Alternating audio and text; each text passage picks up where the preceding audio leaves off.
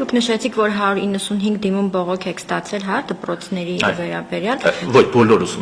ուսումնական հաստատությունների եւ ավելի շատ ծնողների մտավախությունը կամ մտահոգությունը բռնությունների ու դրամավարքին է վերաբերում, որը որ ձեր տեսչական մարմնի լիազորությունների մեջ չի մտնում, ճիշտ հասկացա։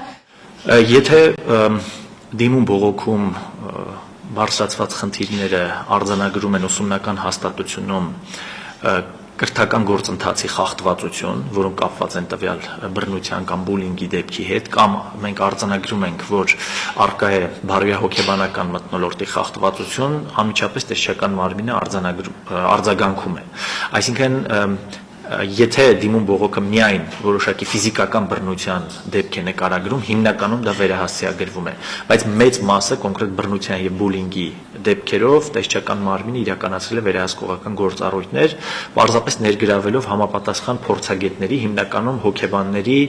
հանրապետական մանկարժեհոգեբանական կենտրոնից։ Իսկ ներողություն ուսումնասիրել եք, վերլուծել եք ինչով է պայմանավորված, որ ծնողների կողմից նման խնդրի վերաբերյալ աճ կա, հա, դիմելության, իրենց տեղեկացվածության մակարդակն է բարձրացել, գիտեն ում պետք է դիմեն, ահազանգեն եւ կարեւորում են, որ համապատասխան կառույցները միջամտեն, թե ամեն դեպքում գտնում եք, որ դպրոցներում կամ ուսումնական հաստատություններում բռնությունների ու դրամավարքի աճ է նկատվում։ 2024 թվականի հետ համեմատած մենք չունենք էական աճ, այսինքն մոտավորապես համադրելի են արդյունքները բուլինգի եւ մնացած համանման խնդիրների։ Այստեղ բնականաբար մեծացել է տեղեկացվածության մակարդակը, որովհետեւ Մարդու իրավունքների 2024 թվականի Մարդու իրավունքների պաշտպանի 24 թվականի զեկույցում մասնարարպես նշված էր, որ շատ դեպքերում մանկաբաժները չեն տարբերակում բուլինգը, այսինքն ըստ էության հնարավոր է բուլինգ առկա է կամ իրենց կողմից իրականացվում է կամ իրենց ներկայությամբ մի սովորողի կողմից մյուսի նկատմամբ, բայց մանկարարը միգուցե չճանաչի եւ դրա հիման վրա կարծում եմ վերջին 2 տարիներին իրականացվել են իրազեկման աշխատանքներ, ինչը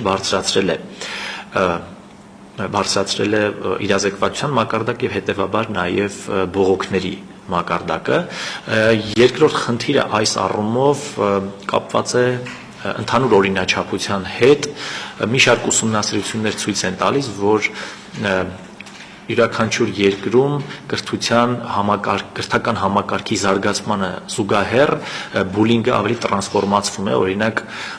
բազմաթիվ երկրներում ավելի հաճախ հանդիպող է կիբերբուլինգը, այսինքն սոցիալական հարթակներում եւ այլն սովորողների միջև կամ մանկահարների միջև, այսինքն այս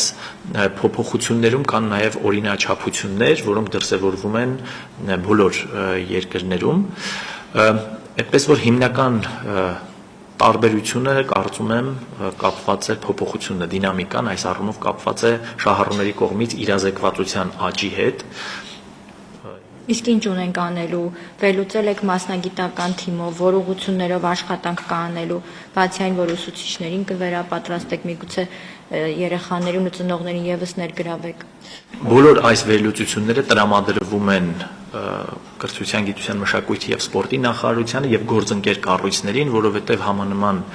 ձեր նշած բովանդակային աշխատանքները արդեն դուրս են տեսչական մարմնի լիազորությունների շրջանակից, տեսչական մարմինը որոշակիորեն դրանց անդրադառնում է կանխարգելիչ իրազեկման միջոցառումների շրջանակներում, բայց հիմնական բովանդակային աշխատանքը գտնվում է այլ մարմինների լիազորությունների շրջանակում։ Մենք մեր մասով ամբողջ պատկերը եւ վերլուծությունների տվյալները տրամադրում ենք գործընկեր կառույցներին։